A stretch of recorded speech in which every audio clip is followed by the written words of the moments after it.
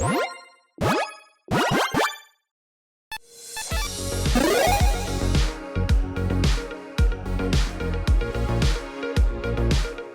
everyone, Mitch coming in for the Commander's Quarters temporary studio. Welcome to the show.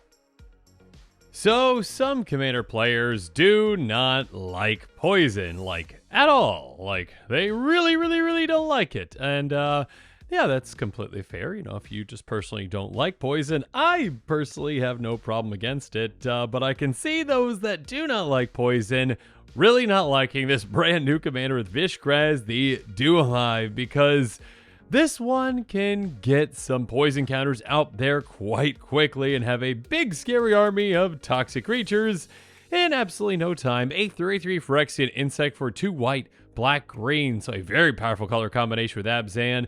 Menace and Toxic 1, which again is the new mechanic for poison.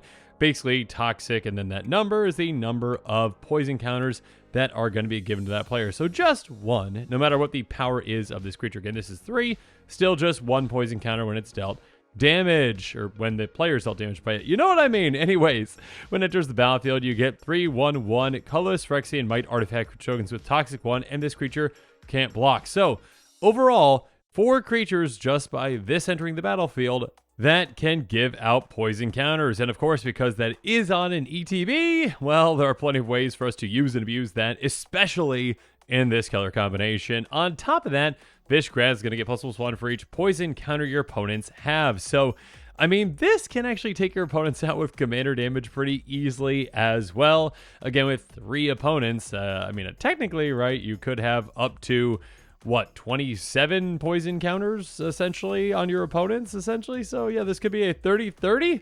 I mean, probably not actually going to go about it in that way, but you never know. It does kind of, you know, put in that kind of interesting direction for this commander though, where you again are benefited for keeping your opponents around essentially. So instead of just trying to take one player out very quickly with poison, you can kind of spread things around to make this commander hit even harder. And again, with Menace, you can get through on more players so that you can actually, again, potentially take some of the other commander damage. Now, you know, +27 might not be all that realistic. It can happen, but at the very least, if you get to, say, +8/+8, which is very realistic, I mean, you can get that from just one player having 8 poison counters, or again, you know, 3 players with that split up, essentially. You can turn this into a 2-shot KO. Again, 11 power, hit twice. That will do it. So this commander can obviously take your opponents out in a couple of different ways. Commander damage, poison, which, you know, you can go about that in a couple different ways. Or sure, I mean, you have this massive army of Phyrexian Mites. You could just have some Overrun effects in there as well, or some Beastmaster Ascension effects in there to actually take your opponents out with combat damage too.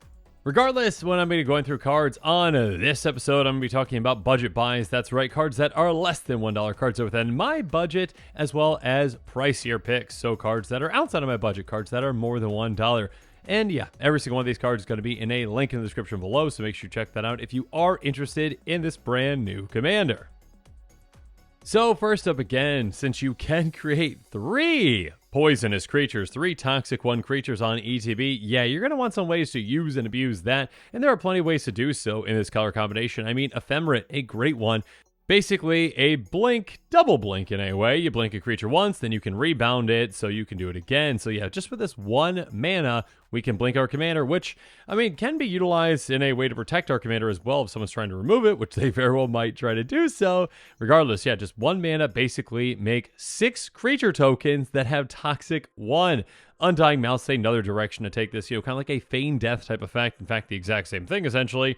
Until end of turn, target creature gains. When this creature dies, turns to the battlefield, tap turn control, they counter on it. So, your opponents try to take it out, and you're like, no, it's coming right back. And I get the ETB again. So yeah, you can make that massive Phyrexian Might army in absolutely no time. And of course, even if your opponents aren't going to try to take your commander out, maybe they know you might have one of these effects or something like that. Life's Legacy, you can have your own ways to sacrifice your commander to ensure that you can take advantage of these Feign Death type effects. As initial cost to cast a spell, you sacrifice a creature, which would be your commander. Then you draw cards equal to the sacrificed creature's power, which again can be incredibly massive. The more poison counters your opponents have on them, the more cards you're going to be drawing with this. So yeah, your commander's power can of course be utilized in a variety of ways. And of course, when it comes to taking advantage of poison counters, again, like I said, spreading them out to your opponents might be a beneficial thing for you, not only to pump your commander, but also to take more advantage of proliferate effects, just by getting one poison counter on each of your opponents, which again can be quite easy to do when you've got so many creature tokens that can give out poison. Well, proliferating can be a great way to just add more and more counters to each opponent. If each opponent has, one poison counter, you essentially get triple the value out of proliferating by getting one additional poison counter each opponent rather than just stacking them all on one. So yeah, Pollen Bright Druid, a great card for this deck. Enters the battlefield, choose one, get a counter target creature. That's nice, but proliferating is better. And of course, again, since this is on an ETB, yeah, we can use and abuse this with, again, cards like Ephemerate or the Feigned Death types of cards as well. This can be a great way to finish opponents off toward the end of the game. Plague Maw Beast, another great way to do so. Tap, sacrifice a creature, proliferate. Again, we have got a lot of creatures that we can sacrifice. Again, we can just keep making our commander come back into play to abuse that ETB to make a lot of creature tokens. And of course, again, with those Feigned Death type effects, we actually might want to sacrifice our commander itself for this. Next up, Plain White Celebration, which can help us a lot. It's a very, very strong utility card, but we might want to just choose one of the pieces of utility in this because we can choose it 4 times. Proliferate 4 times for 7 mana. Yeah, that can be a great way to finish our opponents off once we get to the right point. And yeah, actually, even if we're not finishing our opponents off, just consider the power impact that has on your commander. Let's say that all of our opponents have 1 poison counter, right? That would be +3/+3 for our commander. So it'd be a 6/6 just by playing this 7 mana spell, proliferate 4 times. That's 4 additional poison counters on each opponent. That's an extra +12/+12 right there. So our commander's what, an 18/18 just from all that? Of course, we can also think about cards like Dirge of the Dread, which can help get our creatures through. Again, we're going to have a massive army of creatures, and giving them some form of evasion can be great like this one. All creatures gain fear until end of turn. That's nice because now they can't be blocked except by artifact creatures and or black creatures, so our Phyrexia Mites can get through on a lot of opponents thanks to something like this. And if we don't need to actually utilize this card in that function, hey, just cycle it away. Maybe just, target your commander, because when you cycle it, you have target creature gain fear until end of turn. So we draw a card, our commander, can have fear and probably get through an opponent. Again, it does have menace on top of that as well. Speaking of which, Odric Lunarch Marshal can really help out with that. Beginning of each combat, creature you control gain first strike until end of turn. You control a creature first strike. The same is true for, get ready for it, Flying, Death Touch, Double Strike, Haste, Hexproof, Indestructible, Lifelink, Menace, Reach, Skulk, Trample, and Vigilance. So yeah, our commander can help spread out that menace to all of our creatures. And if we've got any other, keywords that we can spread out with this as well, that can be fantastic. Finally, yeah, another way to take advantage of our commander's power is going to be with something like Traverse the Outlands. Go get, X basic land cards, exit Grace Power, creatures you control, put those cards on the battlefield, tap, then shuffle. The more poison counters, the more power our commander has. This could pretty easily just get us all of our basic lands that our entire deck into play for us for just 5 mana. Pretty absurd. But now let's move on to the pricier picks. And yeah, if I don't mention these cards with a commander like this that makes tokens, I get yelled at in the comments below. So please don't yell at me in the comments below, because I am mentioning them. Doubling Season, Parallel Lives, Annoying Procession, all of these double up your tokens. Well, Doubling Season also doubles up, when you put counters on something too. But yeah, or counters on a permanent you control. It does not do that for putting counters on your opponents with the poison counters. That would be even grosser. Already a gross card. Regardless, yeah, doubling up all your tokens is, of course, an incredibly powerful thing. Again, your commander already makes 3 creatures with Toxic 1 every single time it comes into play. You've got ways to use and abuse that, and now it's going to be 6 instead, which is just absolutely crazy, making 6 creatures that can each be incredibly threatening every single time your commander comes into play. You're getting that, and again, plenty of ways to use and abuse that, so you can get that ETB again and again and again to flood the board in no time. Moving on, speaking of using and abusing that ETB, Conjurer's Closet. Yeah, you've got plenty of great cards to consider as well in the pricier picks that can blink your commander, and this is a great repeatable one. Give your end step, you may exile target creature controller, turn that card to the battlefield under your control. Yeah, hey, do you want an extra 3 free creatures at the end of your turn? Absolutely. Speaking of which, Teleportation Circle, basically the exact same thing. Beginning of your end step, exile up to 1 target artifact or creature, then return the card to the battlefield under its control. So sure, you can exile an artifact if you really want to. Most likely, you're just going to keep blinking your commander for all that value.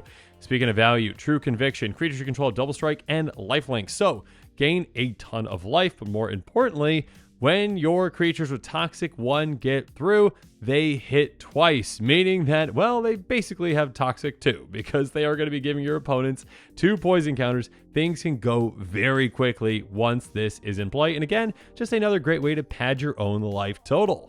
Another pricey pick to consider is going to be Cover of Darkness, which is a great way to give all your creatures a fantastic form of evasion. Well, I do say all, but when it does come into play, you choose a creature type. And, okay, I mean, it depends on what's in your deck, obviously. But if you choose, let's just say Phyrexian, that applies not only to your commander, but also to your Phyrexian mites that's going to be creating. So yeah, that's probably what you're going to be choosing. Regardless, all of those Phyrexians are going to have fear, which again means that they can't be blocked except by artifact creatures and or black creatures, which is usually good enough to get them through a lot of the time. And yeah, your commander, especially with that menace. Regardless, Evolution Sage, another card to consider with these pricier picks. A fantastic way to proliferate a lot. Again, obviously you are in green. Whenever land enters the battlefield under control, proliferate. Yeah, you've got plenty of ways to ramp, plenty of ways to get a ton of lands into play. I mean, just think about this in combination with Traverse the Outlands. That is game. Goodbye, opponents. But yeah, I mean, this plus, a lot of ramp spells, plus, Evolving Wilds or those kinds of fetch lands as well. Great ways to get a ton of counters on your opponents incredibly quickly. Speaking of which, Yawgmoth ramp position, gross. Pay 1 life, sacrifice another creature, get a -1/-1 to 1 target creature and draw a card. So this is a great way to utilize our creature tokens to, well, draw a ton of cards and also get those -1/-1 counters started on your opponent's creatures, which of course can build with more and more proliferation. And speaking of proliferation, yeah, this can proliferate itself. Pay black, discard a card, proliferate. A great way to finish your opponents off. A great way to just say, oh, you're at 8 poison counters. Let's see, I'll pay 4 black, discard 2 cards, and proliferate twice, and you're gone.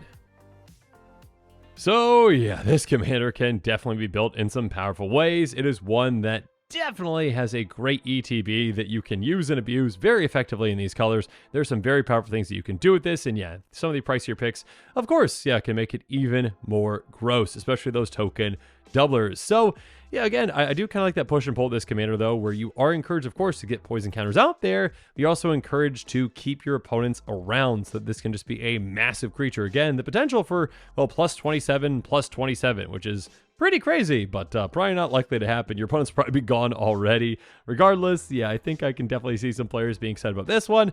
I, again, can see a lot of other players being, pretty scared about this one, too. Regardless, if you are one of those that is excited about it, make sure you check out that card list link in the description below.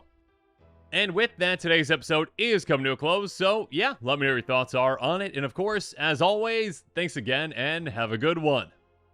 This show and episodes like this one are possible thanks to viewers like you. If you're looking for an easy way to help support this show, make sure that you like, share, and subscribe. Also, hit that bell notification icon so you don't miss any new episodes. You can also go check out our playmats and other merchandise at thecommandersquarters.com. We also have a ton of brand new t-shirt designs in stock, so make sure you check out those as well. Another easy way to support this show is with our TCG player affiliate links. So whether you're buying a deck or individual cards, you can use this general link right here or one in the description. And the final way that you can support this show is by supporting us directly by becoming a patron. There are many benefits to being a patron, and I truly couldn't do this without all of their support.